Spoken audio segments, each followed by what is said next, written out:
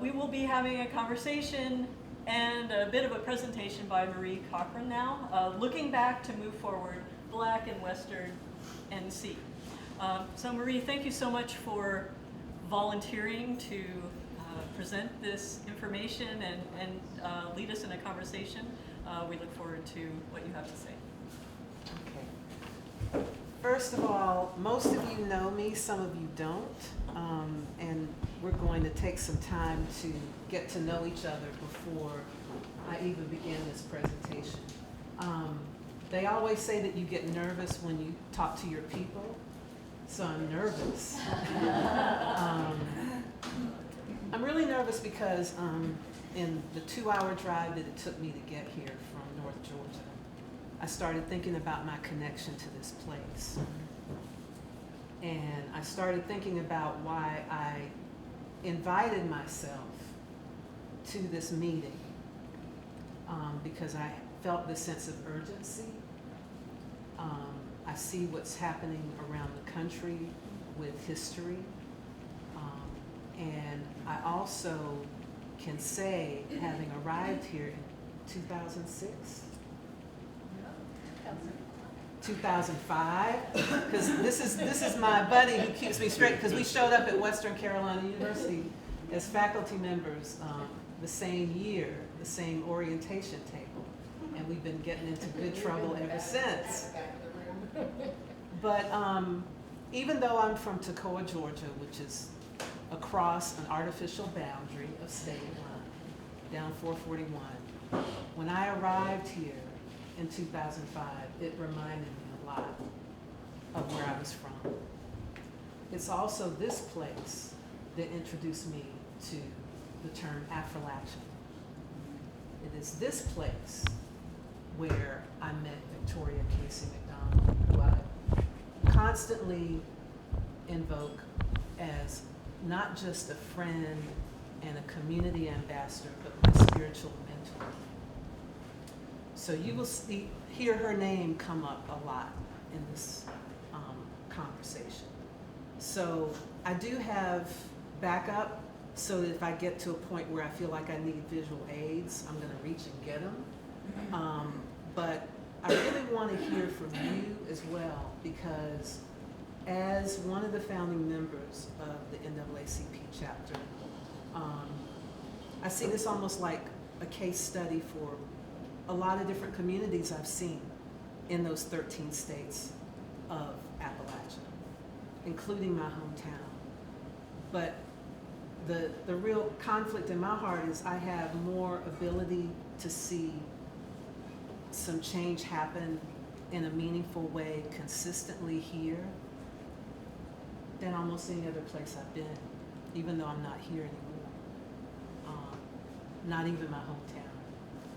And it's because of the people in this room, the people who passed on, who've left because of COVID and because of health issues and age and all kinds of things. So that's why I hope I don't cry, but if I do, just hand me that box of tissues, because I've cried many a time in this building when I was going through things with my family.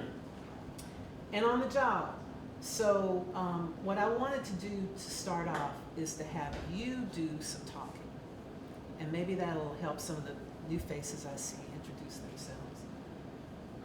And this is in the spirit of story circles as enacted by SNCC during Freedom Summer. We've also, in my memory, utilized story circles as part of our community work with people like Marcia Cripe and Curtis Wood. We need to mention those names as often as we can, because Curtis Wood, he's really in my spirit along with Victoria today as I think about being here. And so what you do in a story circle, and we're going to have a rectangle, no, 2 rectangles instead of a circle, is I want you to answer a question. And the question I'm going to pose to you is, how did you become a member of the NAACP? What was the thing, the moment, the story of your involvement with this organization? And if you were not a member of the NAACP Jackson County branch, and y'all can give me all those letters that go with it, how did you become a part of racial justice work?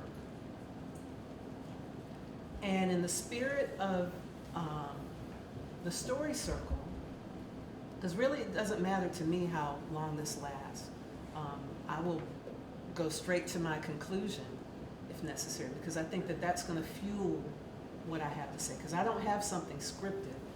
You are a part of this discussion. Is that you pick a story. You're not giving a speech. This is not like CNN or some interview where you say, oh, because it's an important, I believe that children are our future, teach them well. No. Can't even quote a Bible verse. It has to be an actual story that you can recall. Just off the top of your head. It doesn't have to be the defining moment. It can be anything. If you don't have a story, then you have the opportunity to pass. It'll go around, snake around, and then we'll come back to you. But while that person is speaking, everyone is meant to listen. And then we can have crosstalk afterwards. All right. So I'll begin.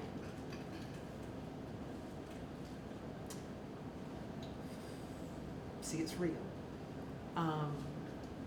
So I became a member of the NAACP chapter here because of the work that we were doing on the Obama campaign. But before that, it was the work that we were doing with bridging Jackson County communities. Some of you might not even know what that was, but that was a grassroots effort of people who felt that they needed to talk about diversity. This was early on. This was when I first met Victoria. And for me, and I'll just say this, a first generation college student, I wasn't getting what I needed from that campus. I needed to see everyday people and average people. I needed to find a church family. I needed to see what was going on with getting things done in the community. And that organization did some of the most phenomenal Martin Luther King events, I'm looking at Eleanor, that I've ever experienced. Because it was so genuine and it was really from the grassroots. And then I'll just mention quickly, the last event that I remember going to, because you were starting just as I was getting ready to leave in 2011, 2012, I can't remember. The last event that I went to was to see Reverend Barber at Mars Hill College. And that was the last trip that I went with Victoria on for a community-based event. And so, in many ways, even though I spent the least amount of time involved as an actual member with NAACP, it means a lot to me. Do you want us to give our name first, too? Sure. Yeah, okay. So I'm Lois Petrovich Moniecki, and we came here around 1990 to Western, also in the art department is where I was first employed.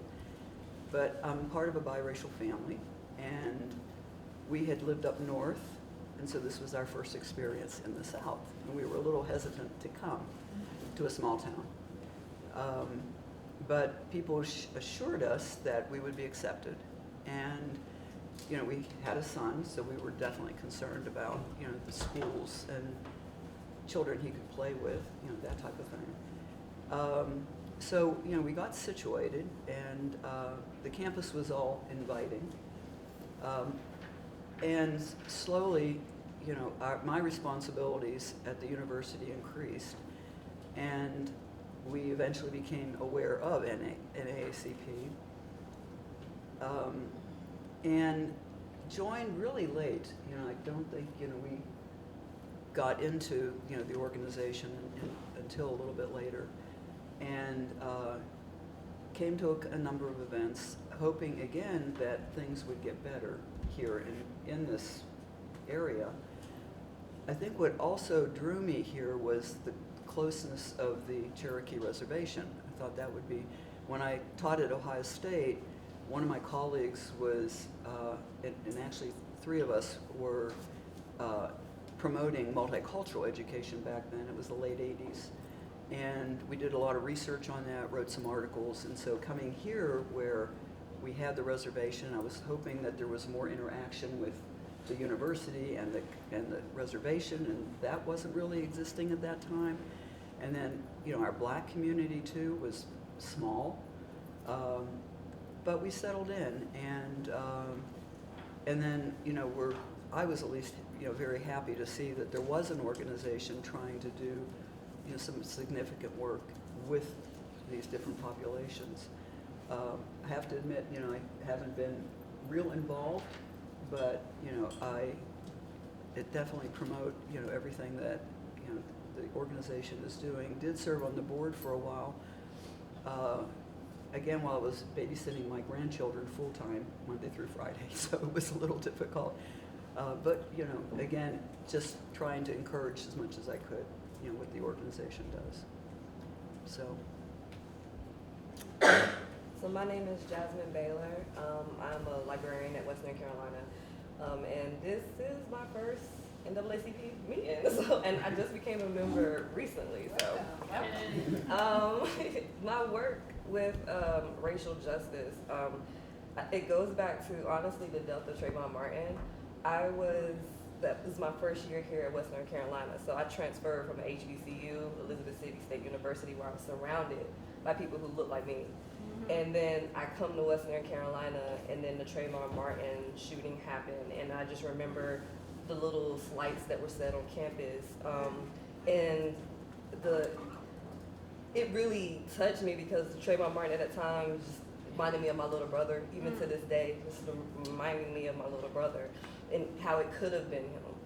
So that was the beginning of me just, I guess, getting into social justice work, and I've just always been involved in the communities wherever I live. So I graduated from Western Carolina in 2014 and did not think I was coming back, but I'm still in this place.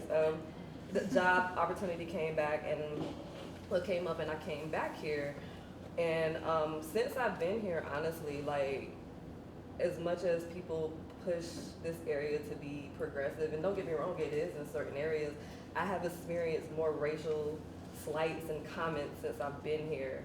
You know, had people saying, I'm in a church right now, so I'm not gonna say everything they said, but just being downtown Silva, and they're saying things that are racist, and how I have coworkers who may even say microaggressions, and it's just, it's been a lot. So trying to find community, but also trying to, like, fight for what's right, and that's part of the reason why I wanted to be a part of it, talk to Amy about it. So thank you for talking to me and, like, encouraging me to join. But yeah, I'm just excited to be here. Hey, I'm Anani. I've grown up, I'm her son. Oh no. So I've basically grown up here, went away for college and came back for work. You know, I think I got involved with kind of social justice, racial justice work, one through my work, but also through the events of 2016, the election of Trump, and as an academic, not really thinking that I was prepared to really understand that fully. And so just doing a lot of work personally. I've been a member of NAACP. I don't think my membership is current. I've spoken at the NAACP before on some of my research. But just trying to sort of better understand some of those things, and trying to think about you know, what are some of the best ways forward. And get involved locally in activism and things like that.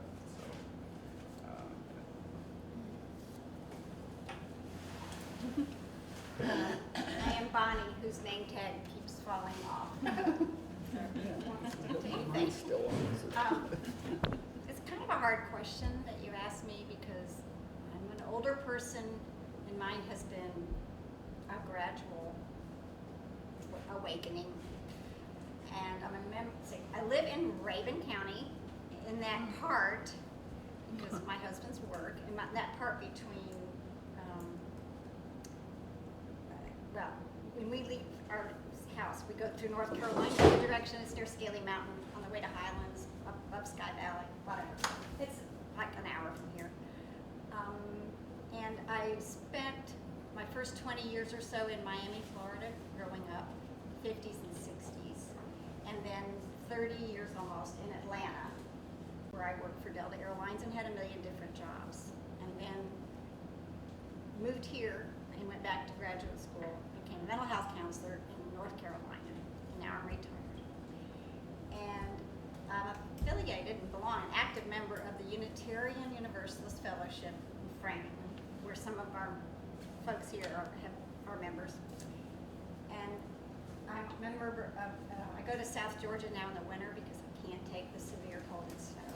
And I attend an institute, Robert S. Abbott Race Unity Institute, fostering relationships between people, which I love that.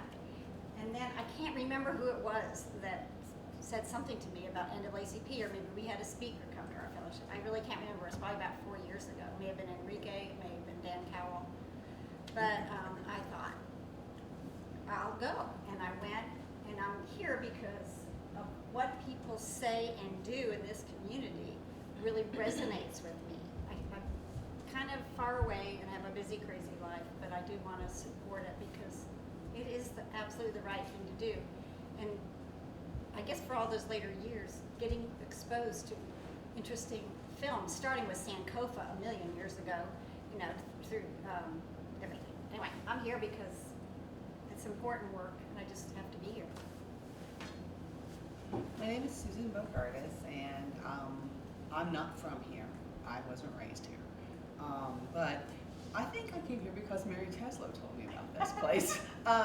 And I think it's been a long time ago. I know I went to some of the Memorial Monday events that were in Raleigh. I think there are people here that need the community of being with other people that think like them and feel like them. We have a lot of poverty in this area, and I'm definitely, since I retired, I'm so excited. I get to like volunteer all over the place, which is what I've been doing the last year. But it's revealed to me more the deficit in understanding between people. So I'm glad that I'm part of NAACP, but I think also that it just gives us an opportunity to share values that aren't necessarily part of the whole society. Me? Actually, no, we're gonna stay in this table, so. Go here? You're up. Okay. My name's Amy McKenzie. I first came here because Dr. Dana Patterson invited me. And I've worked with her on National Coalition Building Institute for Ending Prejudice at WCU, and I cherish her friendship, and I value her insights. And I know that our relationship has made me a much better person. I always want my body to be where my mind is, and I did go to the HConJ bus, on the HConJ bus trip with the NAACP. I've never been to an in-person meeting. I've only been to the meetings that are on Zoom. So this is just lovely. It's so wonderful to be here among friends, among fellow workers. Thanks. My name is Judy Sego. I'm a pediatrician here in North Carolina. And in Silva. And I made the decision to join the NAACP from some sermons from my pastor at the church that I attend.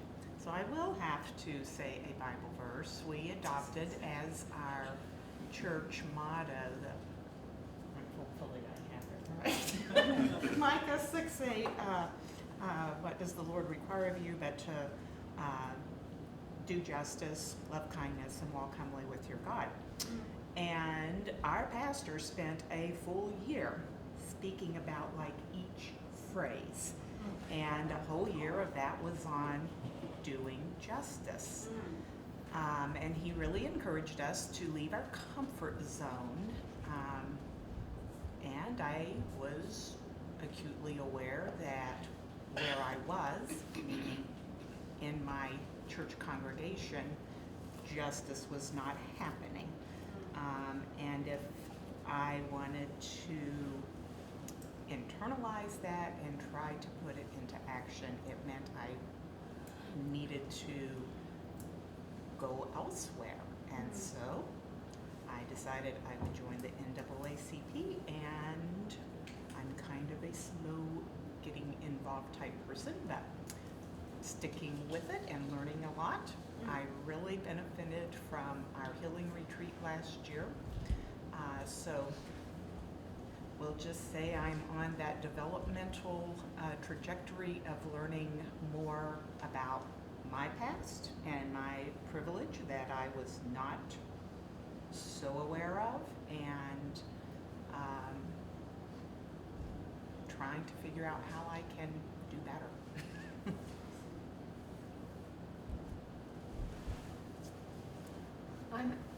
I'm Anna Fariello. My first experience with social justice came around 2000 when I was a professor at Virginia Tech, and I went to an event, and this event was a man named Charles Johnson, who was a barber, and he integrated the barbering at Virginia Tech by cutting the hair of both the black and white students. And I was so impressed with his presentation that I became involved with this organization called Christiansburg Institute. It was a former African American school that existed for 100 years under segregation. The last graduating class was 1966. And I became their curator and archivist and I worked there for 7 or 8 years, bringing to light this amazing story of a school that really flew in the face of what everyone expected from Separate but Equal, because this school won all kinds of awards and definitely outpaced all the white schools in the county. So that was my first experience, and then I came here as a digital archivist for Western Carolina. Met Marie, we became fast friends, and really a lot of my work here has been working with the Cherokee community. And I think I fell into that because I was able to be comfortable as an outsider working with a minority community and helping to tell their story. And it's a very humbling experience. I think the reason I became a member of the NAACP was Reverend Barber's presentation at Bridge Park when they were coming up with the idea of forming a chapter here. And I was just, I have not been active at all. I've been to a couple of probably Martin Luther King celebrations, but I was really proud to try to make that happen for Western Carolina. That's it. I'm Joyce Stratton, and I've been a member of NAACP for years and years and years, but never really got involved. So this is my first venture into social justice.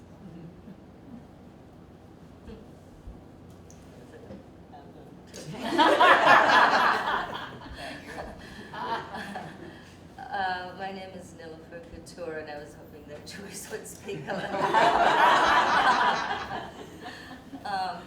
So I have been here for about 26 or 27 years. I actually have been working on the Cherokee Reservation for 20 years, so I'm very familiar with the population there.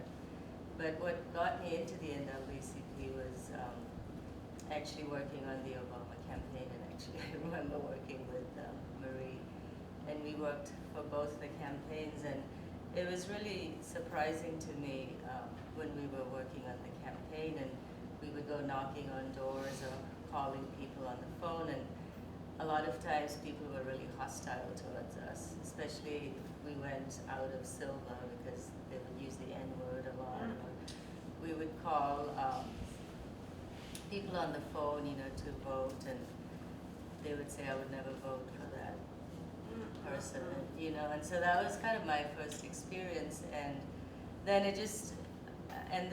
I realized that there's a lot of restrictions for people to vote, not just in North Carolina, but in the US actually. I'm originally from India, where we encourage people to vote, and over here I just see the total opposite. People are almost like discouraged to vote. And so I got into a lot of voter registration with the Jackson County Dams, and then I also am a member of the Indivisible group in Silva, and so I've been spending and I probably am a founding member of the NAACP as well. So it just keeps me going to do work over here that I feel is really important, and now I see, this whole concept of the DEI and how people want to suppress information on campuses and schools, and I just find that really kind of horrifying, actually. So I promote it as much as I can. My daughter actually worked on campus. I think Jasmine knows her. And I feel like we need more DEI on campus and not less of it, because there are so many people that are not aware of the background and the sufferings of other people, and that needs to be told. So I guess that's the reason that I'm here. Hi, I'm Marty Newbold. I've been here since 2017, and I came here to get a house to retire and concurrently started working at Western. So I'm another one of them Western people. But I didn't grow up here. I grew up in very rural Texas, and with liberal parents who were not progressive, but they were liberal, and I've known about race division and conflict since I was 5, and went to school, and we were integrated in 1964, and so I actually went to school with people who didn't look like me, and it was really important. My dad was a minister, and my mom was very much a Christian educator, and it was really she was passionate about bringing people together. But my people are originally from eastern North Carolina, and Wilmington, Fayetteville, all in that area. And I grew up hearing all these marvelous things about my ancestors, and found out the veil fell off. That I'm a descendant of enslavers, so that I've always been involved in some sort of social justice stuff, involved or peripherally. But George Floyd,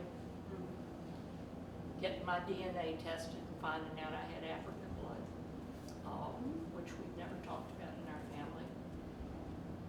The veil falling off about that these weren't just great people, these were enslavers, and Dana Patterson.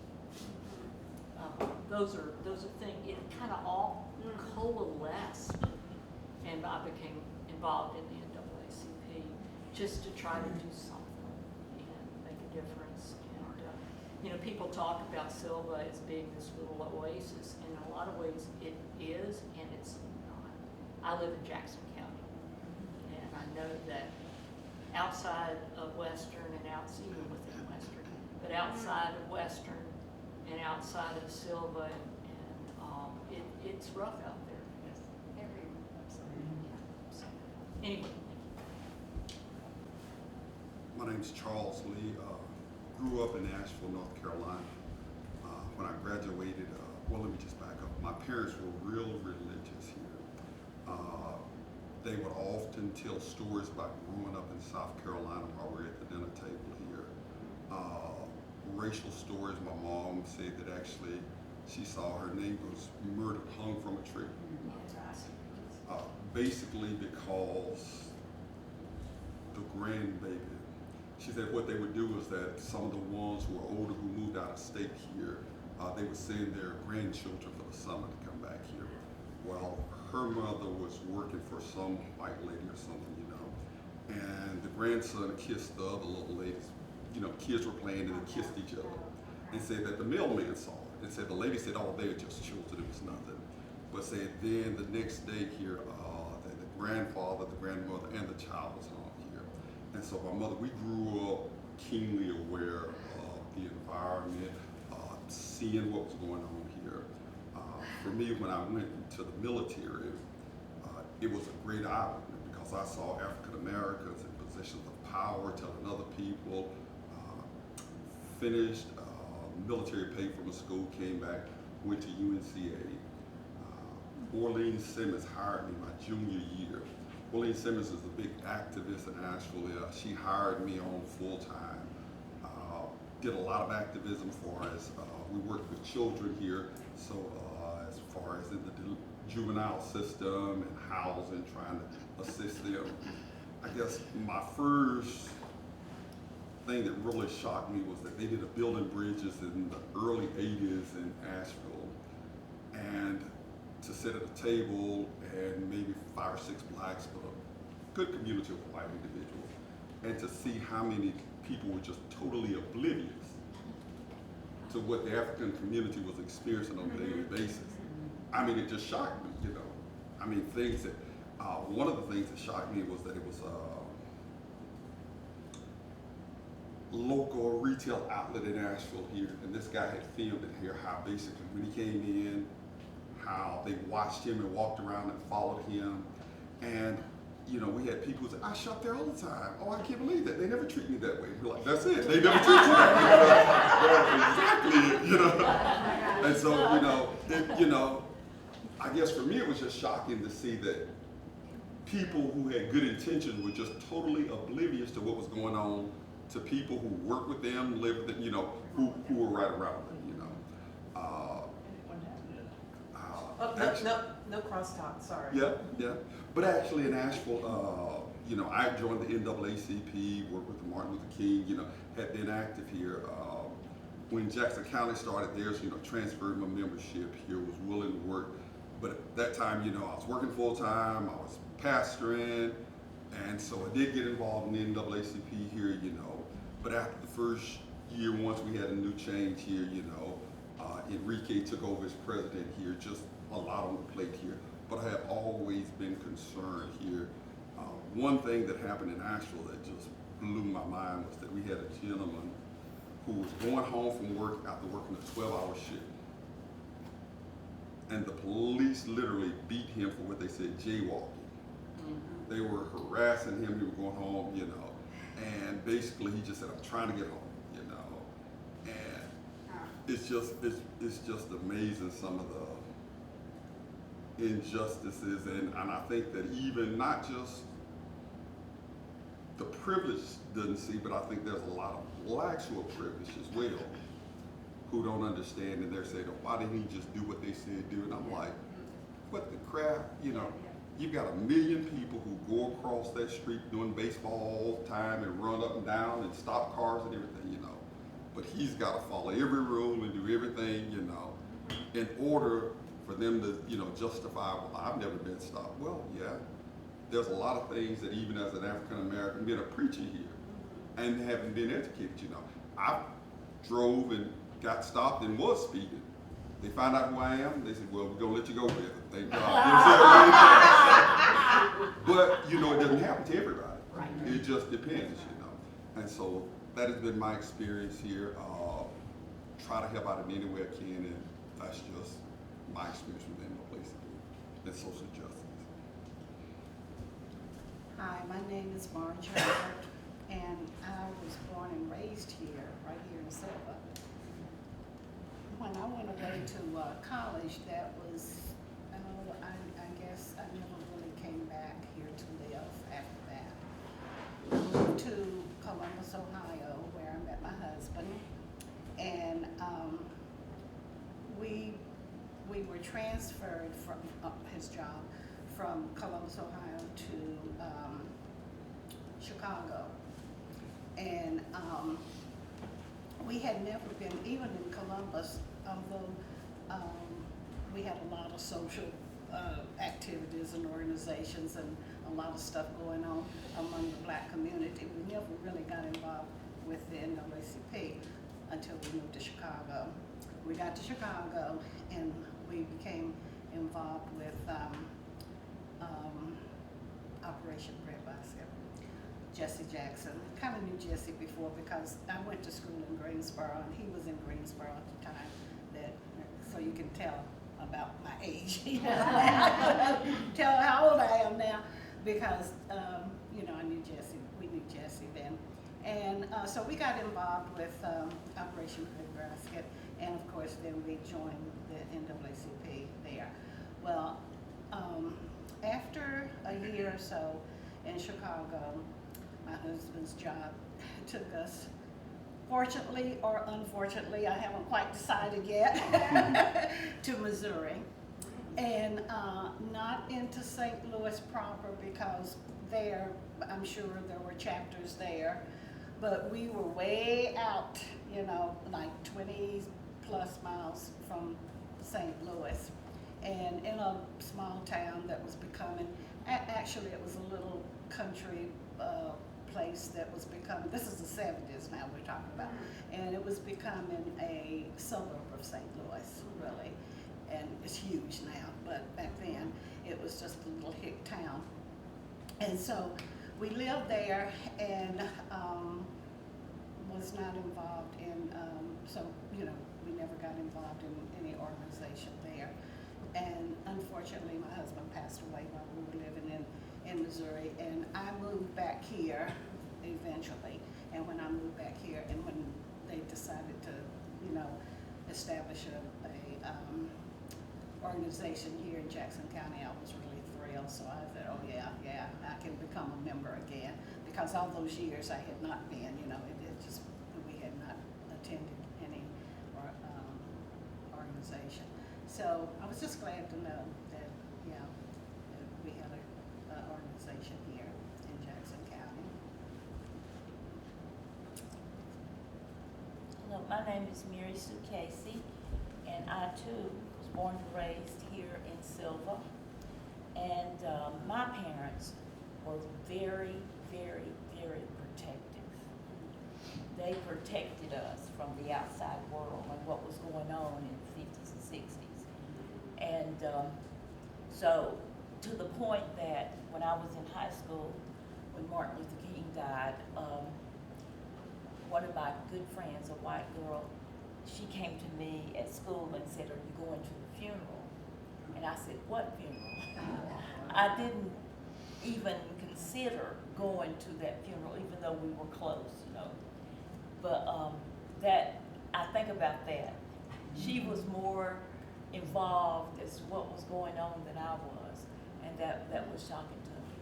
Schools were integrated when I was going into the 8th grade, and I was in a classroom, one of 2 black kids in a classroom, and the teacher and a couple of the students had no problem using the N-word in our presence, no problem whatsoever. I kept my mouth shut because that's what my parents taught me to do. You don't say a word. You go there, you get your education. No matter what is said or done, you don't say a word. That's the way I was taught to, that was the way I was to handle going to school in Jackson County. Go to high school, and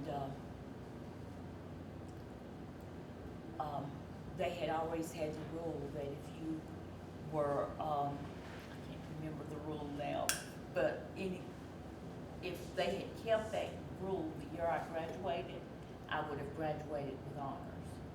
But they changed the rule that year. And I would have been the next person in line. But, you know, I can't say that it was the reason it was changed. I just know it was changed. And I know the effect it had on my life. I was also, I got a full scale, a school scholarship to Winston-Salem State University. Okay. My counselor said, you cannot go there. If you go there, you will never get a teaching job. You will never get a teaching job. You need to go to Western. And there's nothing wrong with Western. I love Western. I went to Western. But I just think how different my life would have been if I had went to Winston-Salem State. Full scholarship. And because of my guidance counselor, I turned that around. That I thought about. You know, that comes to mind a lot as I go on. But when I did graduate Western, I went to Union County, and I taught there for 23 years. And I think that's when I started to fight. Well, I was on my own. And that's when you have to make your own decisions, you know. You can't rely on what mom and dad taught you, you know, all the time. So things would happen at the school, and I would fight for those black kids. I had to. And the principal told me one time, said, I just don't understand you. Sometimes you're as sweet as you can be, and you're doing the right thing, and other times you're causing trouble. She said, I don't understand you. And in my opinion, it was because I tried to do the right thing for everybody, not a certain group. The kids there, a counselor, a couple of girls went to the counselor's office to fill out some kind of application.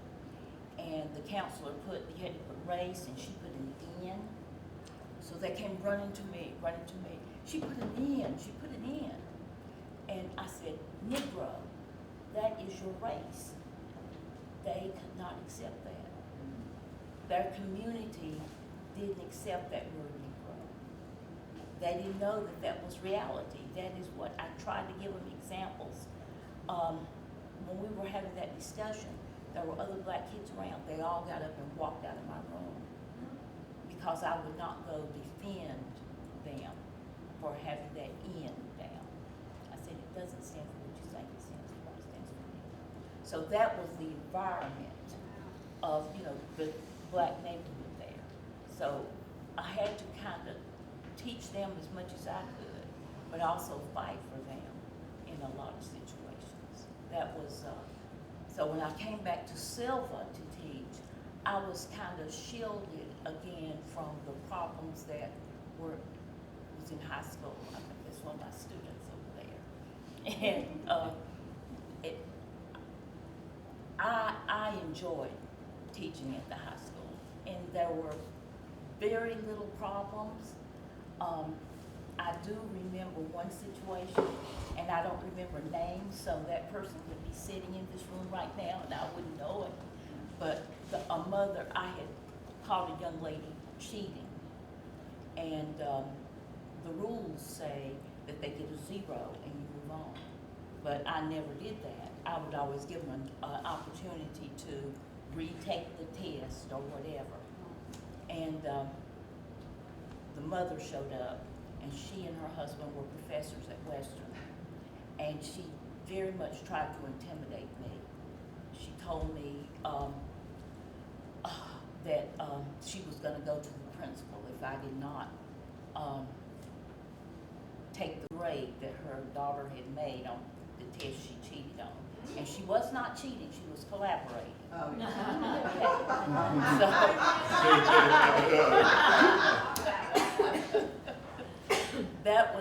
That was the biggest experience, and the only way I said, well, now, if you go to the principal, he's gonna wonder why I'm not going by the rules. So I will have to put a 0 on your daughter's paper and not allow her to make it up. Or he's gonna wonder why I didn't do that to start with. And when I said that, she congratulated me on sticking to my guns. Because she knew. She knew. But those are things like that was the experience I had teaching in Jackson County, high school in Jackson County. But when I did come back home, I didn't meet, she's my cousin, Ann Woodford. And she had organized 12 Who Care. And I became a member of that. And she showed me other things. There were so many things that she had experienced in life. And we were able to work together on things.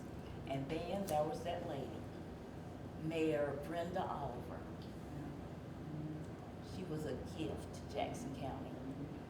And she was the one that started Bridging Jackson Communities. And she was just willing to teach us all she knew and provide situations. She went to Selma because she was great friends with the mayor of Selma. And she took a group of us down there so we could hear from him the things that went on in the 60s, how he and his family was a part of it. We could hear that one-on-one. And she was a big part of the work that we did. And so when NAACP came along, I thought I had been trained through 12 Who Care, Ann Woodford, and Brenda Oliver. I was ready for the next step up. That is what I thought. But along the way, my mother got sick and I had to make a choice. And I became unactive at that time. So I joined because of Ann Woodford's leadership and Brenda Oliver's leadership. I have to follow you. I'm Greg. I have been active with the NAACP since probably around 2019 when I saw William Barber in Asheville after George Floyd at that rally. I'm an alderman for the town of Silva, so I realized that I could use my status and position as an elected official to address some of the social injustice that I know exists in the world. I have been involved in a lot of projects, well, really starting with the vote to remove the Confederate from the steps of the Jackson County Public Library. After that was rejected, well, I've got to fall back on something and I have to still keep active and keep going with this. So I'm using my background in the arts. I have a Master of Fine Arts degree from Western and I work in the Fine Art Museum there. So I sort of started trying to look for projects that could educate and as my way of activism. So we brought the Harriet Tubman sculpture to Silva. That was an opportunity that was presented to us. It was a really, I thought, very successful. We developed a tour, a Jackson County tour of Black historic sites in the county through that project, which is still active and online, so you can still take that tour. And then when I got the invite for this meeting, I saw that you're thinking about doing a mural, and if you guys Well, actually, something different. Keep going. okay, no crosstalk. We're I'm doing a glad mural. you're here.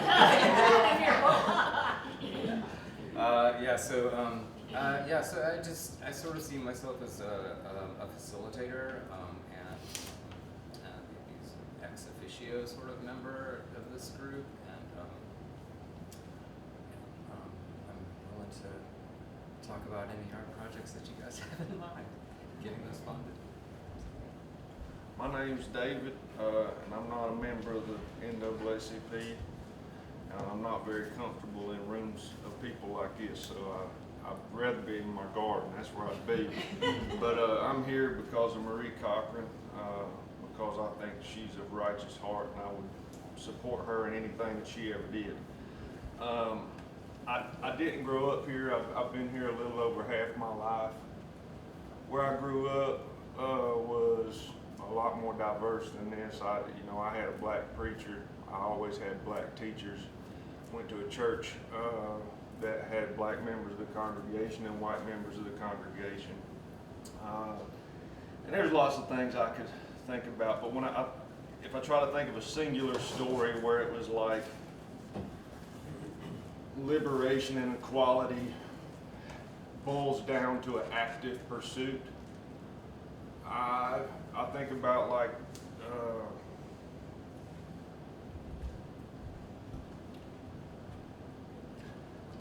being arrested, and like we was in my car and I was with two of my black friends, and when the police come to the window, I'll never forget, they talked to me like I was a human, and it was the middle of the summer, so it was like it is right now, and they took him out there. They didn't have their shirts on, and they took them out there and laid them in cuffs on the pavement. And I can remember them just saying it over and over, and I can remember me being talked to as if I was human, and it was my car, and I can think of lots of things like that. Right now I live on a road that was historically named N-Word Skull Road in Little Canada. The other couple weeks ago, me and Ashley was driving into town, and I seen this car come wild behind me and swipe around me. And about that time, the car in front of me was merging right. They almost hit each other. The car merged back left. And I saw what I thought was a black woman driver in front of me, and the car that had almost hit them gets up beside them, and they start hanging out the window and screaming N-word this, N-word that. They continue to try to run this person off the road, and we get to the light, and I realize it's a black man. And Ashley calls the police, and we try to explain what's happening, and I was hesitant to do that anyways. I don't tend to trust police, and they basically said, call back if you see anything illegal being done. And so we followed. I just stayed behind him, and we get into Silva, and the black driver gets in the lane like they're gonna go into Walmart. And when they did, this person swiped in behind them, and so I crossed traffic and got behind him. And when I got in there, he went to one side of the parking lot, and I went and pulled beside him, and he just kept apologizing. And I told him he didn't have nothing to apologize for, that I'd seen everything that happened. I told him, I said, I'm just gonna sit here until that person's gone. And they kept circling us and circling us. But that's what I mean by active. Because like I knew that person wasn't gonna get out of the car and do nothing to me. I'm a fairly big person, and it was unlikely. But I also knew if I left that person by himself, I didn't know what would happen. I also knew if the police came, that's a one-sided story. And so for me, my life has largely been about, actively pursuing those things, just not in the form of this. It's through working with Marie, talking with Marie, or working with other writers, working with editors. But I think it's because it's very much because of where I grew up, but it's also just, I don't do well in rooms like this. I'd rather just be by myself.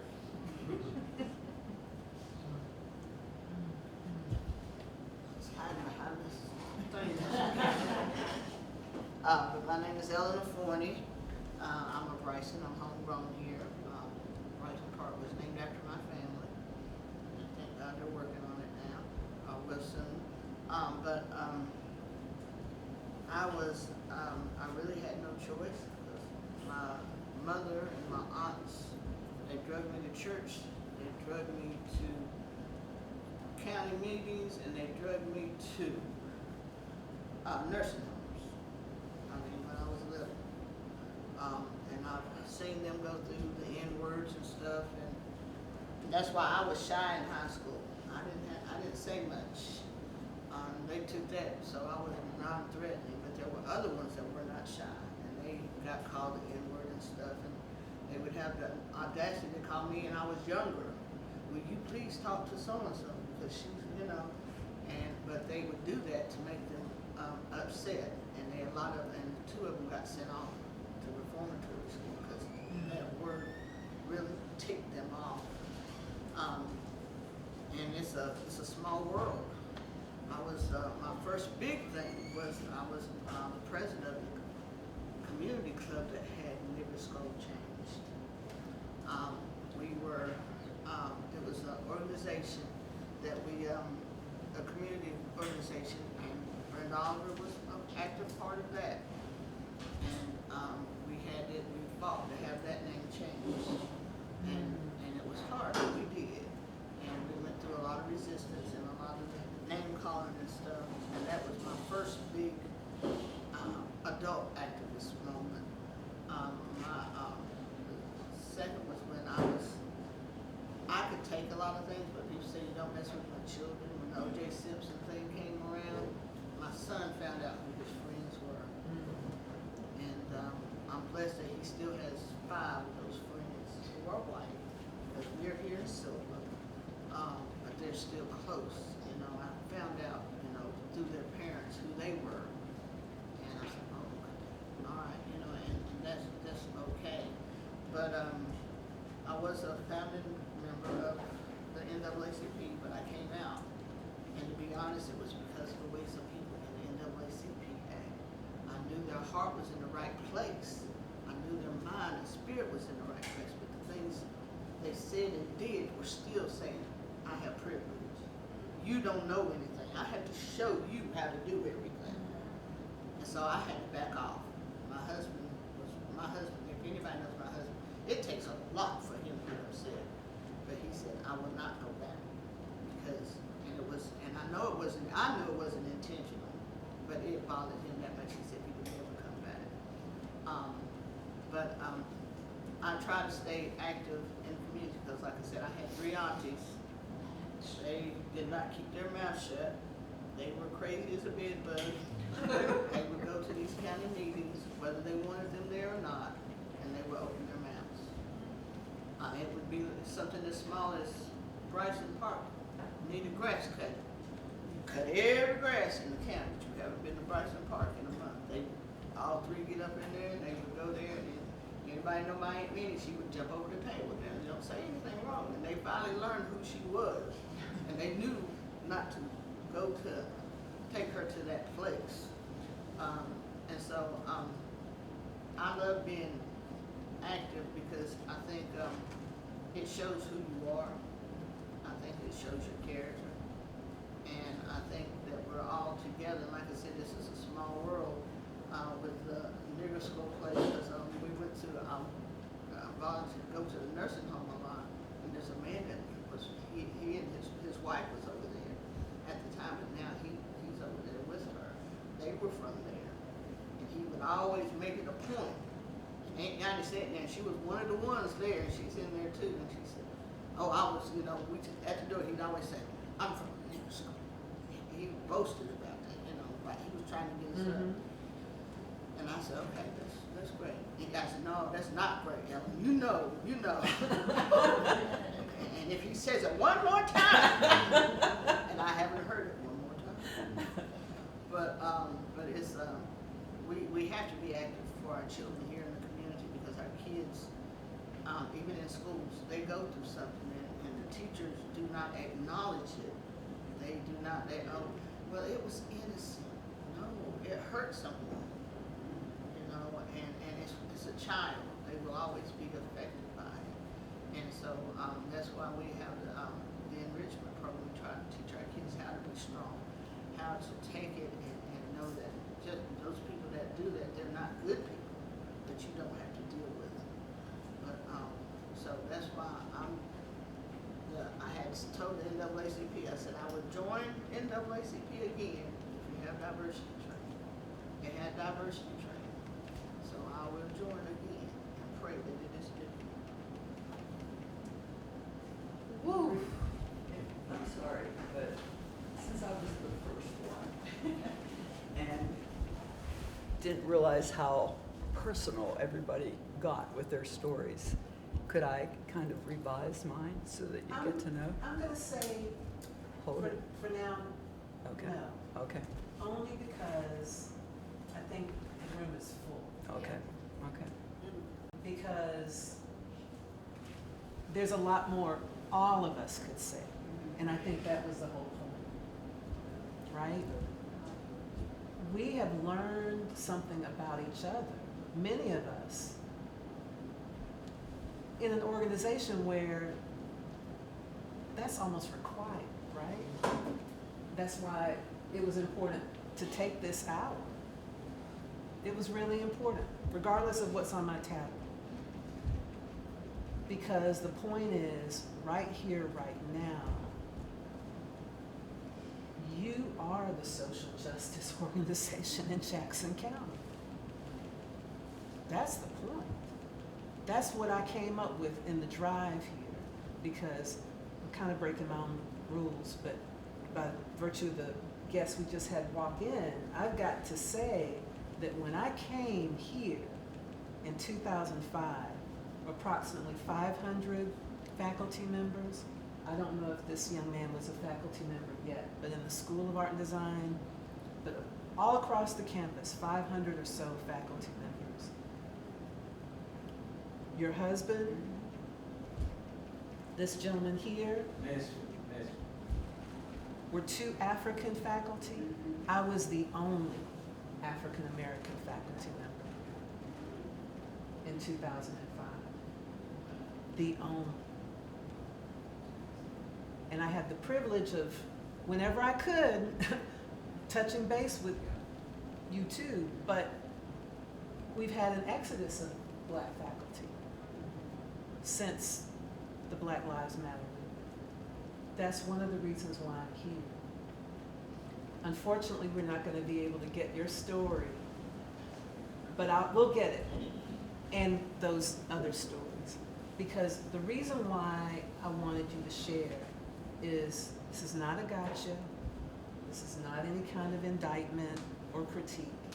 It's just reading the room and realizing that when most NAACP chapters are started, it's because of an issue related to the Black community.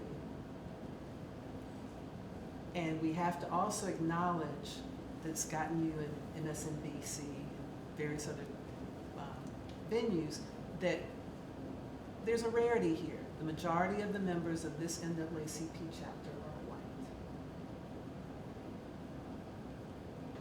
Or white appearing. Whichever case you might say. And what I am saying is not an indictment, it's just reading the room, is that the Black community locally should be acknowledged. That's the climb that you have to make. That's what really inspired me. Looking at all these different communities, looking at my own hometown, and different efforts for human rights based on the fact that we're responding to the things that we hear on the news. But we're not necessarily, and this is not a setup at all, we're not hearing the stories that David just shared. And maybe some of the stories that other people could share in the most recent times. So one of the things that really got me going was the fact that David and I did work on a project together. which had a lot of promise because of the fact that he wanted to do something different. He was approached by PBS as one of the Southern storytellers. The series starts next week, right? And things didn't turn out as he might have hoped, we might have hoped. When I say we, the members who gathered at Mount Zion, AME Zion, to be interviewed, including Victoria Casey, McDonald's daughter, Fosti. Most of you know her as Tina. So what I did, and I'm just going to go through this real quickly because I want to get to the here and now, is to talk about some of those projects that have been done locally. Because back in the 90s, the Mount Zion AME church removal was acknowledged by a marker. One of the first African American faculty members, Wilburn Hayden, in sociology, actually worked on that project. And I found out about it just walking around with a staff member who was a black staff member, and I'm forgetting names now, Rebecca, cannot remember her last name, in Student Affairs. And she told me about the marker and took me to the marker. And out of that I did a film. Some of you might have seen Testify Beyond Place. Then, of course, many of you know about the Cowie Tunnel tragedy with Gary Carden's attempts to do a play. I was a part of that. Like I said, we could all go back and deepen our story. I'm not going to do mine. But now there's a marker. Is that correct? You just dedicated the marker. No, it's coming. It's coming. When will that be done? It'll probably be done late fall. Another marker. The Confederate statue that Greg mentioned. That was a part of the Black Lives Matter movement. What was it called? Revise Silva? What was the name of it? Reconcile Silva. Push for that. And out of that, new wording was put on the statue. The Harriet Tubman mobile statue came to Silva. And little did you know that a conversation, I still don't know who the person was because that's the bad thing about Zoom. Tina and I talked to someone on the Reconcile Silva group, and they did not know about Victoria Casey McDonald's books. She was the first person in the 1980s who published a book, ended up a total of 4 books directly related to Jackson County history. And because of that conversation, it led to the reprint of her storybook, Just Over the Hill, by University of North Carolina, Chapel Hill, in conjunction with Western Carolina University. And it gave us a window to brainstorm and proclaim her 80th birthday celebration and a proclamation from the city and county this year, February 25th. But the problem is, what do markers do for everyday people?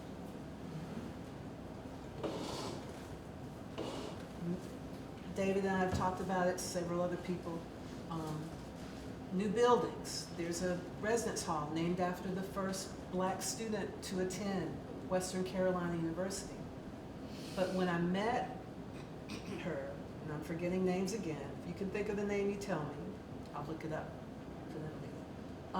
She was somewhat amused, even though it was a concerted effort of black alumni from Western who put her on the board, and over the course of a decade, it didn't miraculously happen. It was named after her. But the reality of it was she was amused because she was only here for a summer semester. When in fact, Victoria Casey McDonald was one of the first black students locally to go to and graduate from Western, and was an educator here for 30 years. So, this is a seminal moment in time to talk about public art,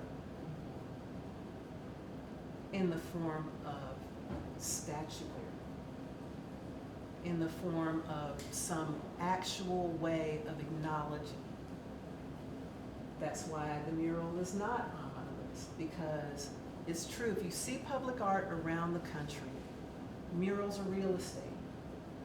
Murals get painted over. Murals change hands.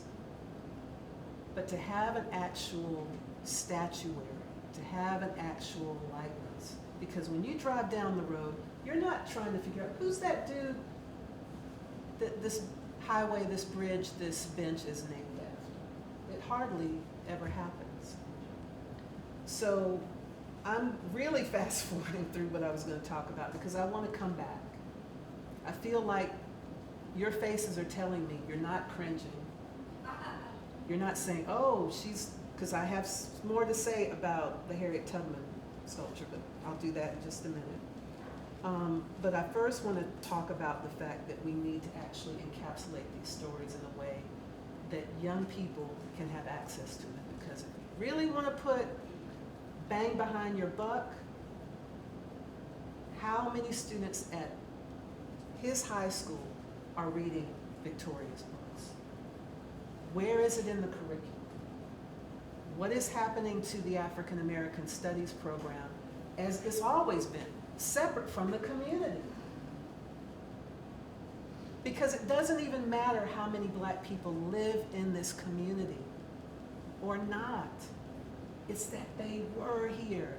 And like Tina would do them a lot better than me, is they built this community. Okay, you got me revved up, and then I'm going to go to David in just a minute. But also, we talked about microaggressions. There's a certain thing about respect that you have to learn, and it's very difficult because the people who are offended very often don't even want to tell you. It's like you should know.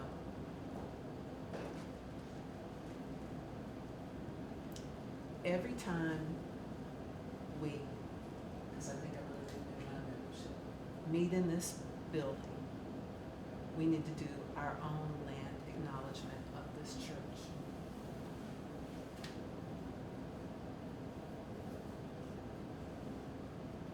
We need to acknowledge that this church has been here for 152 years, sir. Out of respect. It's not either or. It's all. It's deepening the process. Because part of the problem that happens when we do this work, and I'm speaking for myself, so you can blame me, is we have this sense of instant intimacy and instant friendship.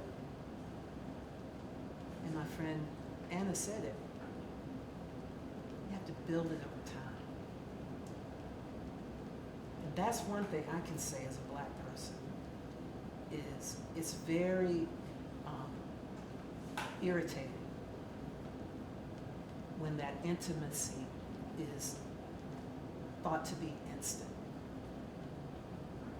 You don't really know me that way. Like young people, you don't know me like that. And until we've broken bread together, gone through trials and tribulations together over time, wait till I say you're a friend of mine. We're associates. Friendship is me calling you up in the middle of the night and you showing up. You knowing my people. So I think I'm going to show the clip, and then we'll just move right into talking about Southern storytellers.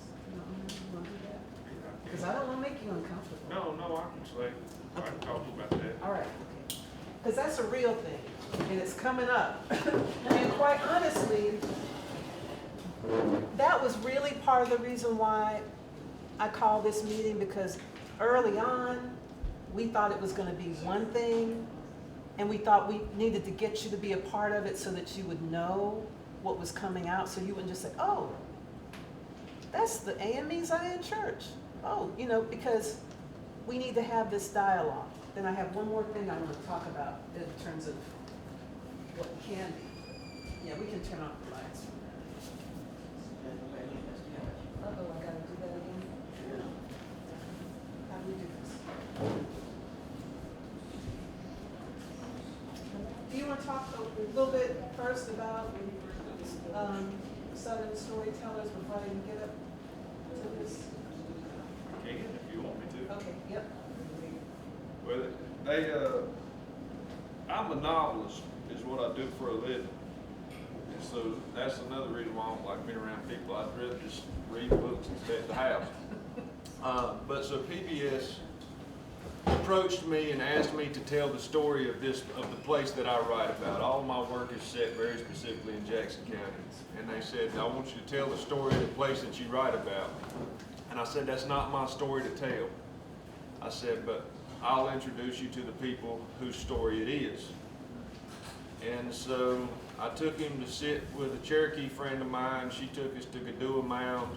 You know, we spoke about, you know, Cherokee land, Trail of Tears, you know, placing them here.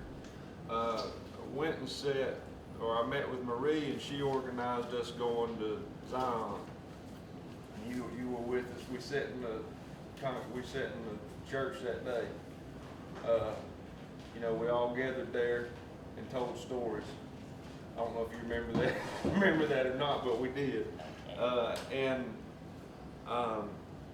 Ultimately, I was sick and tired of Appalachia as a region being whitewashed so that it all looks like me. And so I was trying to show all of the different people that make this up. And we filmed over the course of 3 years for about 3 weeks in total. And I was very hopeful. I really thought that the person was going to do something righteous with it.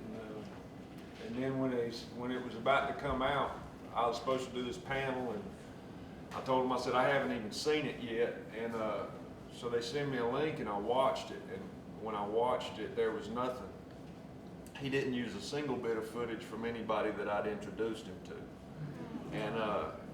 And he really didn't even, I mean, really we don't even cover Jackson County. You know, for the most part, now does it capture aspects of me as a writer? Sure, but that wasn't what I was told the purpose was. The purpose I was told was tell the story of this place, and which I felt like I took him to the right people, and he just didn't do anything with it. But ultimately, I think the same thing. I just got this interview from the Silver Herald this week. Guy sends me all these questions, and he asked me about how the subcultures of this place, and he said, and the way he framed the question, you know, that it was black folks, Cherokee. How do they fit into this narrative? And I said, I don't like the term subculture. I said, Jackson County ain't Jackson County without Liberty Baptist. It's not Jackson County without Zion. I said, Whittier ain't Whittier, it don't butt up to the Koala boundary. But it's the idea that like we continue to erase the diversity that exists here. Right. Like there was you know, and so constantly trying to tell those stories is what I feel like a part of my work is to do. But then it also feels like I keep the same. Yeah. Oh yeah, the roadblock is it just gets erased. Let's see if this will even do something. Story is the means through which people and places achieve immortality. The series captures all different genres of storytellers. People like Pulitzer Prize-winning poet Jericho Brown. Poems are always after your subconscious or your unconscious. Mary Steenburgen. I loved being a tradesman's daughter. I was proud of it. And Billy Bob Thornton. The South is made for writers. The ultimate beauty in writing is something that makes you expand as a soul or a person. Our culture is still being informed. It's still ongoing. We don't have a settled history. William Faulkner said, the Southern reveals a compulsion to explain. I think what surprised me the most is how much the South is changing and how rapidly it was changing even during the production of this. A lot of the culture that's been there for a very long time is disappearing fast. Much of what we want to remember, much of what we need to know gets erased.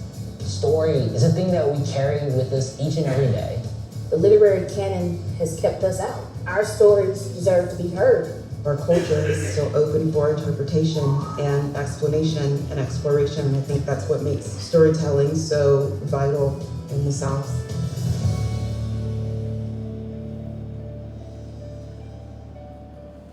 So you would think that what he said would happen, because you guys know, you saw Mount Zion, AME Zion.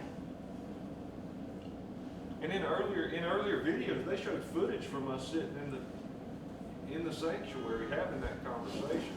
So I will say that in his defense, his brother was the American journalist that was killed in the Ukraine at the start of that.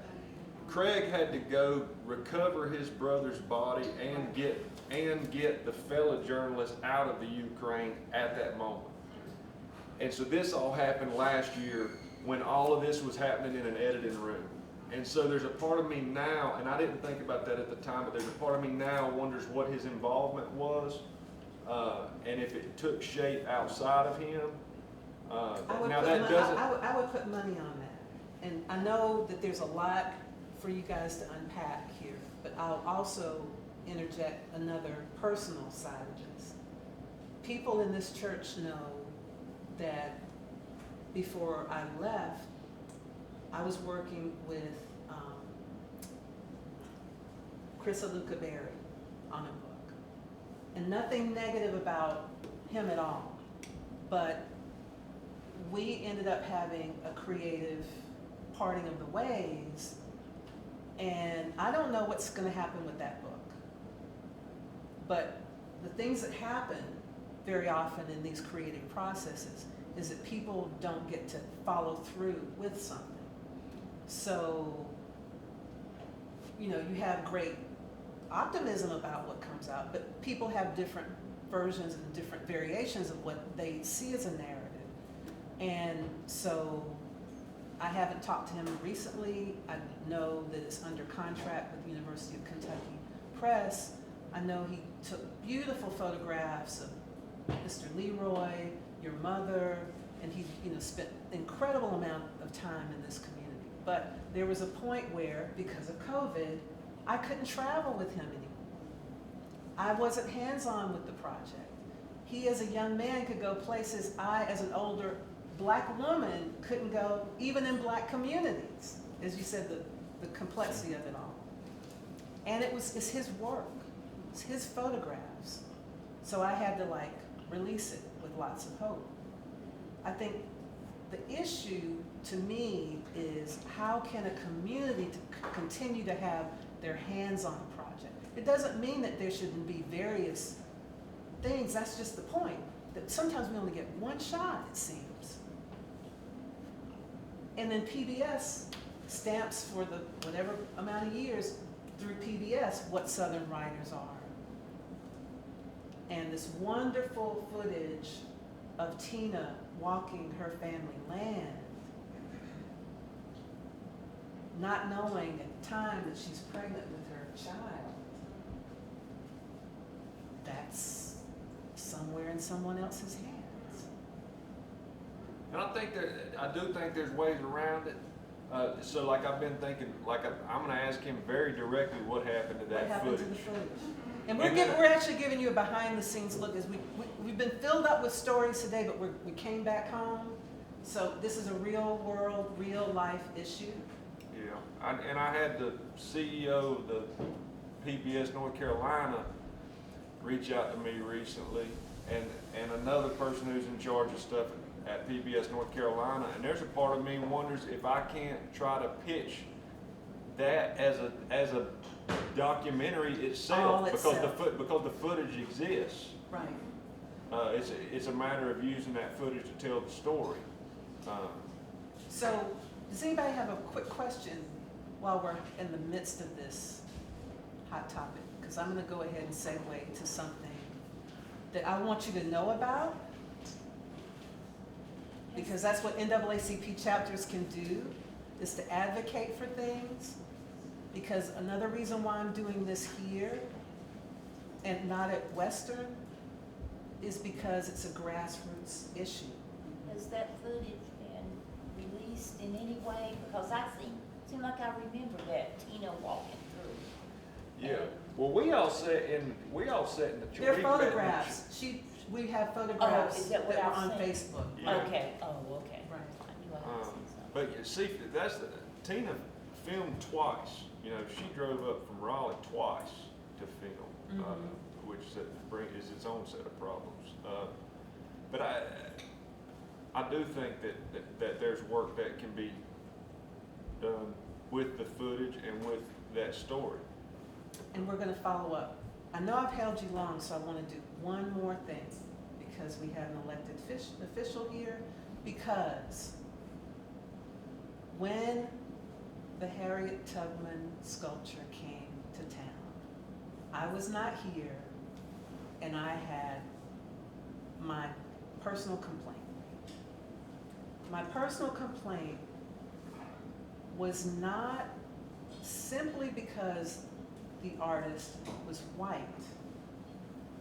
It was what happens next. What was achieved? Because little did I know that the story gets thicker. Because if I have my timeline correct, Wesley Wofford had the opportunity to take maybe that same sculpture. I don't know if he has more than one of the traveling. Well, he took the Harriet Tubman sculpture to Philadelphia. And that's when the trouble started. My concern was about the sculpture in a way that kind of reduces Harriet Tubman to a woman screaming, running, holding a child. So I was thinking, okay, who is she running from? And where's a black man in this narrative? Subconsciously, is this showing us the same kind of narrative that we expect of a black man not being a protector? So my thing, and I don't know if anybody was here, as we said, because it was all email exchanges, was that I said, okay, is there any way that we can bring black Union soldiers to accompany this sculpture into town? And at the time, and I can understand, but I don't know how open the conversation was, people were concerned about safety. What would happen if black Union soldier reenactors showed up in downtown Silver? Would somebody get shot and killed? Then, again, understanding, but then feeling some kind of way. It's like, if that's a reality, then we really have a problem. We really have a problem that needs to be addressed. But I understood, I didn't know what the body was aware of or who I was, I knew it was people on the executive, elected, staff or whatever, the board.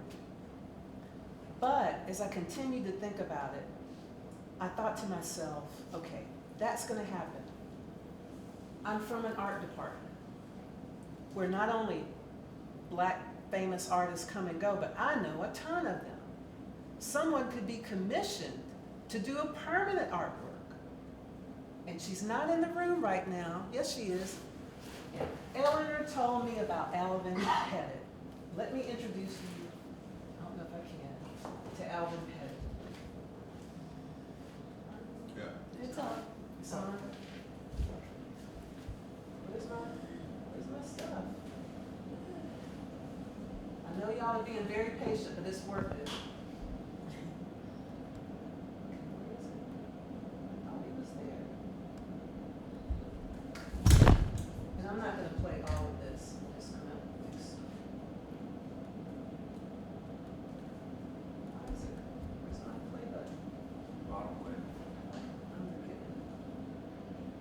social justice, the civil rights movement, African American causes. A lot of these subjects I grew up with just in family, growing up in a family that was heavily involved in these matters, kind of inspired me to think about how I can bring those subjects into artwork, along with also having a major interest in comic book art. So I try to always fuse these different aspects of where these influences from different areas and bring them into one and have a voice and to be able to communicate to the viewer or the public what I want to say and by having all these different elements. One of the things that I would say when I went to study at the School of Visual Arts as an art student in college, there was a kind of a vast... Okay, I'm going to stop right there. Let's bring the lights up because we don't have a lot of time and I just want to get it. Okay, so Alvin Pettit, let me see. So Wesley Wofford takes his sculpture to Philadelphia, the home of freedom, symbol of freedom in the United States. And it's received very well to the point where people say they want a permanent sculpture of Harriet Tubman. A group says, why don't we just buy this sculpture? But then the black community says, whoa, wait a minute. How can you just summarily decide to have this sculpture? And I'll send you the Washington Post or Philadelphia Inquirer article about it. And so Wesley gets to enter, but they have other artists. Alvin Pettit is one of the finalists because they specifically said they weren't going to deny Wesley Wofford the opportunity to enter, but they wanted to look more seriously and more closely at black artists. Tell them who Alvin Pettit is. Those of you that know Reverend Pettit, he was in the Waynesville Missionary Baptist Association. He was a preacher over at Riverview. Alvin Pettit has roots That's his here. grandson. Here in Jackson County. Everybody got that? And in a weird twist of fate, he is one of the finalists for that sculpture in Philadelphia. Let's bring Mr. Pettit home and do a project here.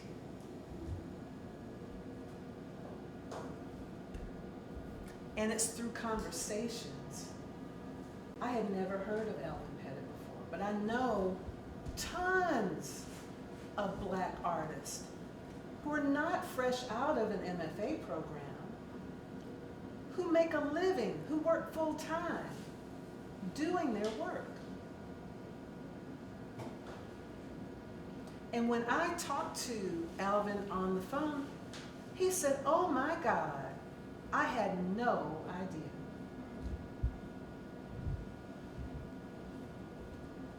He didn't know about this. I didn't know about him.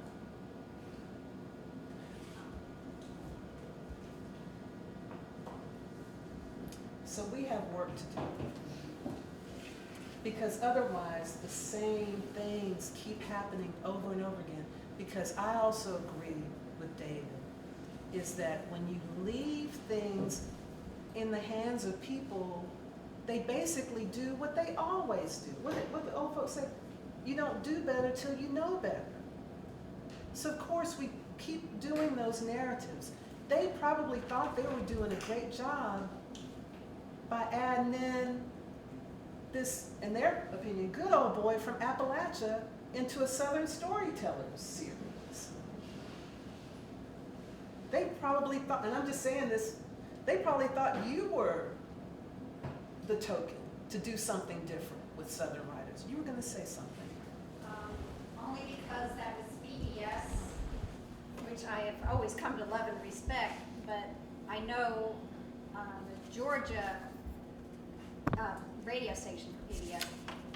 They just axed Political Rewind show. Oh, but I anyway, know. I think there's Bill the Nygaard. climate is different. They might be looking for like safer things so their funding won't be jeopardized. We better not be too diverse. I don't know. It's a very bad trend, though. Or I think it's just the easiest path. And that does make sense because, like, for instance, Jericho Brown is a very good friend of mine.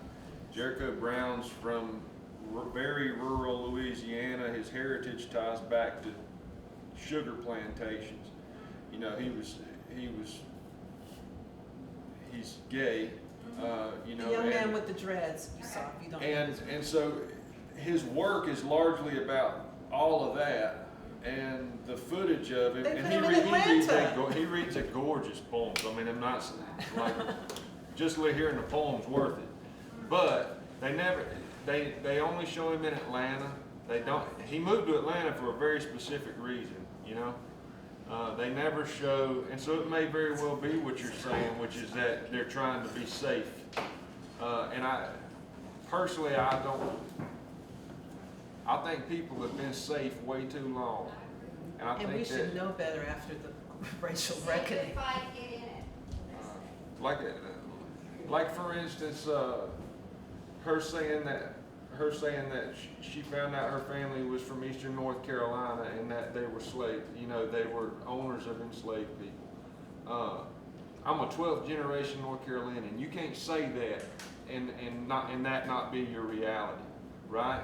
And my father would still say, "Oh no, we were poor Southerners. You know, we didn't have this, that, whatever." When it's not true, and until you lay it on the table, you're sitting there walking in meaningless circles. Like I think that as a country, it's time to start airing the ugliness, and until you address that, you don't get anywhere. Keep making the same, and the other thing too, which is unique about this group, but we need to continue to be in that vein, is to be willing to be uncomfortable for a long time. Yeah. Because that's when friendship really happens. And so the ugliness is also the complexity of it all, because what I've also realized is we often in academic circles, that's why I'm so glad they've taken a break for a while. I'm going back in the fall, but it's a whole different conversation. Is that these narratives are so tight that when you start to investigate them, they start to unravel. And then it's difficult because it's very often, I hate the term, invisible narratives. That's almost like saying subcultures. No, we know each other. I'm not invisible. Yeah, there was a great book called The Invisible Man, but don't keep using that as a metaphor. The thing is that when you bring these narratives to the fore, it shifts everything. It's not just, we gotta just add this little drop of chocolate in. No, it changes the whole story. And sometimes you realize the story is not even that at all. It's not even like a little, and that's the problem that we're having with people who want to erase those narratives and talk about the fact that it's making them uncomfortable, because their high school daughters, sons, nieces, nephews are coming home saying, "Where were you? What role did you play in this narrative?" The children aren't upset. They're just looking for answers. And maybe those answers are difficult because, unlike the one I gave you at the beginning of our meeting, nobody has ever posed these questions before. So, I know that next week we'll be going on our tour. I mean, you said the tour that I haven't seen yet, but the tour.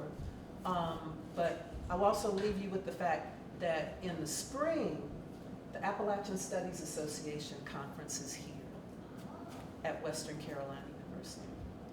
David and I are working on a project together to try to figure out how we can bring some of these issues to that regional, not just regional, because some of the scholars are not even in the region. They study, it's the preeminent professional organization for people who were interested in this region. It's roughly about almost 75 years old, 50s, I forget. After you get above 50, I forget, but it's old. It wasn't just invented with somebody, deciding to do it yesterday. But so I'll come back and we can possibly talk about how we can partner together. At the very least, how individually you can support some of this work that we're talking about. But that was why I'm so glad that you showed up today, because with the city of Silva, these are conversations that need to be had. Yeah, can I just say a couple of things about the Sure. Harriet Tubman?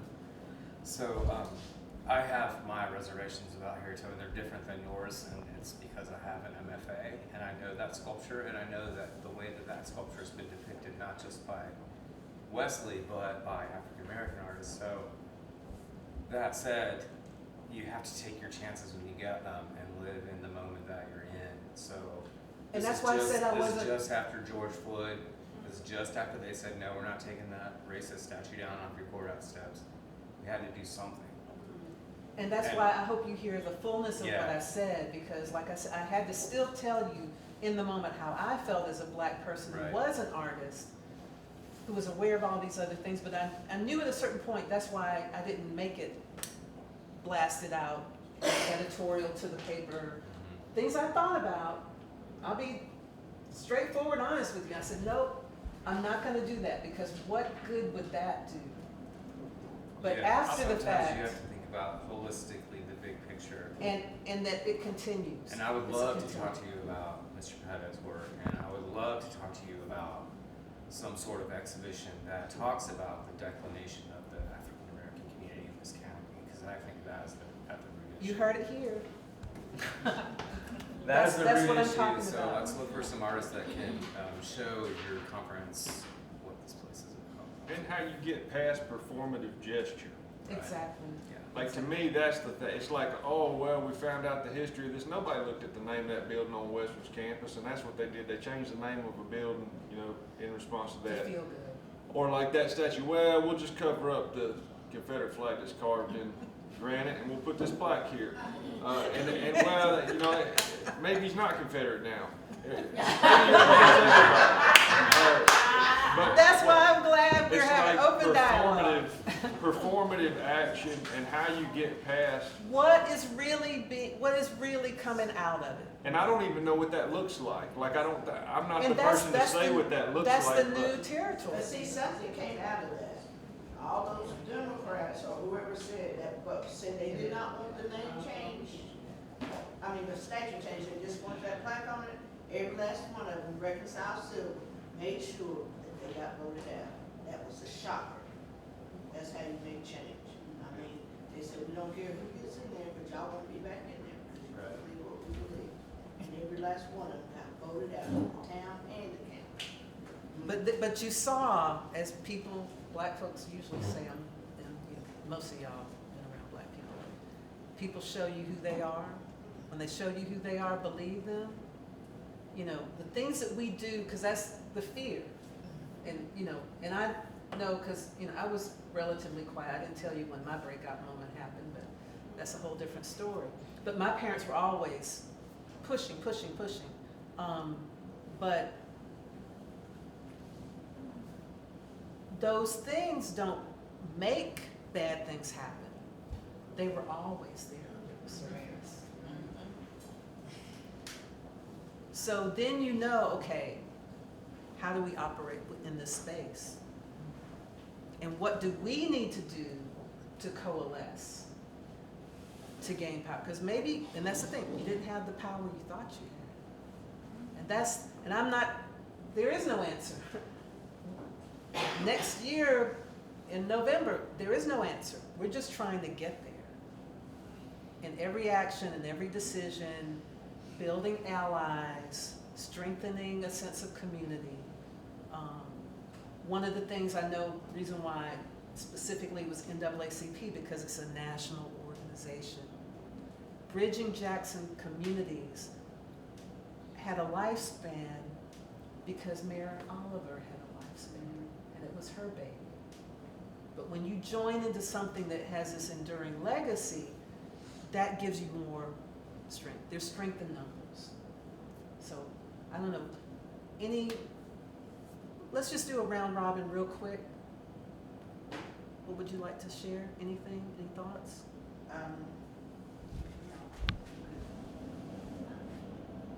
Just that I think that, this conversation has been really enlightening. I think really for me, I mean, I'm sure for everybody. And it's been fantastic getting to know everybody in the room, because I think, although I've been involved with NAACP here in Jackson County off and on, this was never done, and I think we really needed to get to know each other in an organization. So I really applaud what you've done here, Marie. It's been great. Thanks. Thanks, Nick. Mm. Freedom Summer. That's the way they got all those college students and local organizers to bond, because they had story circles on a regular basis. Good as well. I'm really happy to be here because I think that we are, on a very deep level, all brothers and sisters. And I also think at this point in time, and I'm not sure if you all feel this way, since President Obama was elected, I remember him saying we need to have a talk race. We need to talk about race and have dialogue in this country. And of course that wasn't able to really happen. And now I feel like we're in this big pushback still because of his election. And it's like uphill. They don't want to look in the past. That's in the past. We're going to move forward. That is a total whitewash of keeping the status quo in place and getting them more powerful. I'm just passionate about that. Changing. I'm just listening. That's it. I'm all good. You came in late, but tell us what you got from what you heard. Would you like to say anything? Thank you for putting me on the coming. spot. So, And bringing your children. Thank you. There was a reason I came today, actually. I'm Mesfin. I'm chemistry and physics. Can you hear me? Yes. Okay, I'm chemistry and physics, and Enrique Gomez told me about the story. This meeting. Okay, I'll come. I have to admit that I grew up in Ethiopia. I'm from Ethiopia. And then I came here. So growing up in Ethiopia, look, we are very poor materially, but we don't have this issue. There's nothing about this issue in my mind. Like, for me, wherever I am, it depends on me, because my society was like no issue, like, oh, you are this, you are that. All you have to do is do your work hard, then you should be able to be what you want to be, basically. I came up with that mental attitude, and then I have to be honest with you, I have no idea about issues. But once I got my children when I was very old, okay, then they started to ask me fundamental questions. Questions were like granted for me. Oh my goodness, these are my professors. So, all right, then I begin to think about this question fundamental. All right, why is that? I came from Ethiopia. I can easily succeed. I can go anywhere without feeling anything. Actually, for example, when I first came here, I can tell you, am I taking your time? No. This All is right. So, I studied in Toronto. Before that, I studied in England. Then I came here, found a job, and then when I came here, Ethiopia is a very mountainous country. Very, very mountainous country. Of course, it's not like it's deforested now, but it's very beautiful mountainous country. We are very proud of Ethiopia, right? As everybody is in their country. So I came here night time. I have no idea what this place looks like. Then at that time, Cindy Atterhold got me at the airport in Nashville, brought me here night time, and then was a university guest house. I stayed here, and the very first morning I came out and look at the mountains. Oh my goodness, this is my place. Right. It has been like that for, I don't know, 19 years. Then I begin to question, me, an Ethiopian, who has no idea of this place, first saw this place, immediately assumed that this is my place. Why does the very black people who lived here for so many years don't feel my own way? I just question my question. Look, I have no input to this place. I just came and assumed that it's my place. I just saw it beautiful. Oh, this is my place. So, like, one thing led to another. So, I asked Enrique, I have an issue. I have a problem. I don't know the place. I really don't know the place I'm living in. I want to be involved in this kind of thing. I'm so sorry that for so many years, basically, I blocked myself from my community. I should be the person who should be asking and all that. Then, one time I took my children to the public library, I was searching, we found a very book. By Victoria. Yes, I took it home, read it. So anyway, so that's the reason like I'm kind of like interested in this situation. They are responsible for that. Anybody else got a burning comment? I'm so glad. See, you got to do what we did in the circle before you arrived, to share that we had everyone I didn't shared. plan to. And you didn't even know. I didn't plan to, but all right. Well, we're glad you did. This is what community looks like.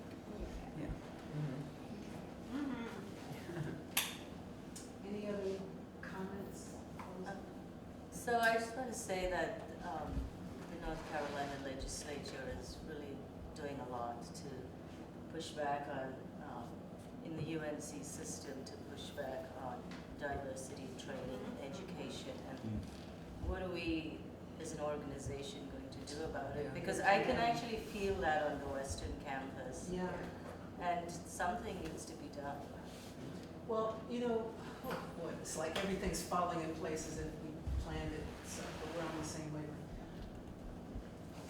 You know, I'm, like I said, because I spend a lot of time in West Virginia, Kentucky, Tennessee, North Georgia, and I think it's almost like rolling back the clock. We need to learn from segregated black schools, because what they did was they taught. They had Saturday schools. Their enrichment programs did exactly what Liberty's enrichment program is doing now. But now what we have is we have actual books, resources that can be brought into the communities that they serve. And that's not something that I just dreamed up. I've been talking to a lot of people about that. And basically, it's almost like Sisyphus. You know, the rock kind of came back, and we got to push back and roll again. You know, but don't act like we're creating something for the first time. Like we're doing this great thing. Go back to the source and find out how those retired teachers, those pastors, those community leaders, they're sitting here in the room with you, did that thing. Another dated young person's statement. Because there's a lot that can be learned. And it's not that it's perfect either. Because we can talk about, you know, the class issue that Reverend mentioned about how, you know, there's only certain people and certain families that are talked to, and they become, you know, the symbolic holders of the story. That one person who's always overbooked, people just keep calling over and over and over again. For a while with the Affrilachian movement, Frank X. Walker was the person who kept getting called, but they were like, you know, there's a whole bunch of other people. There's a whole bunch of other writers. They weren't necessarily the poet laureate for the state of Kentucky, but they do write, they do well, you know. I'm not the only artist. I can point you to some other people.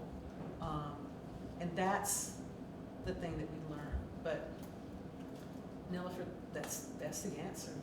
And that's the hard work. But at least now we have the films, we have the books. They were creating them from mimeographed stories and oral histories.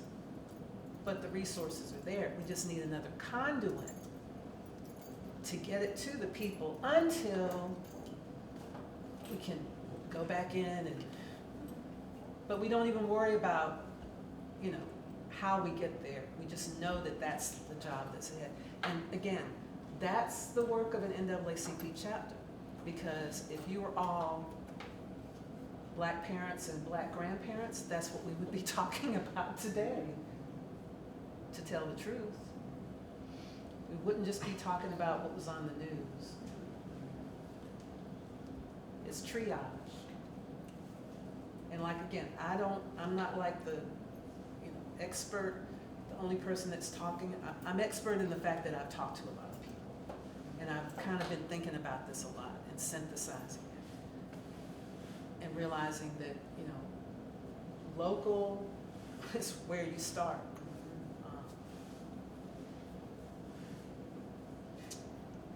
So,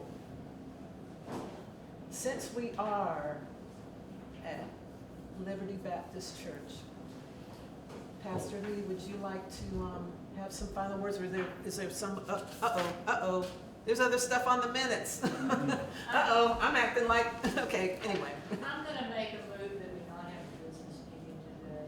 Second. All in favor? Remember our activities and events. Those are written there, and that's all that's important. I think we started out in one place and we have moved to a different place today. Thank you. So thank you. And Thank you so much. Your work, our work is more critical now than it has been in a while. And I will definitely see you next Saturday. I'll be there. Saturday after. Oh, Saturday after. I keep. Yeah, it's 2 weeks from today, and you can go on the NAACP site and sign up if you want to have a seat. The historical Western North Carolina historical Appalachian tour of Affrilachian history. Thank you. And Reverend Lee, if you would like to end us with a few words, this meeting, I'd be grateful.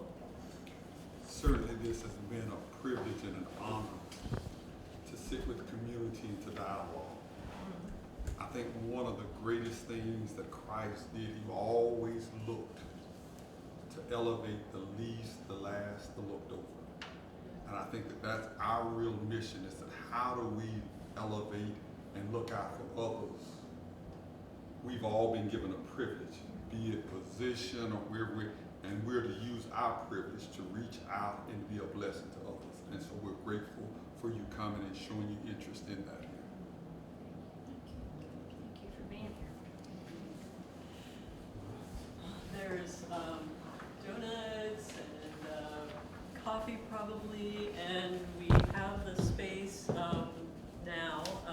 We have usually taken a free will love offering at our meetings that will be divided between Liberty Baptist Church and the Jackson County NAACP. So perhaps I can get something for us if you would like to offer it. It will be divided and used for good work. And thank you, Liberty Baptist Church. Thank you, Jackson County NAACP. Thank you, guests. Have a wonderful weekend all. We will keep the work going.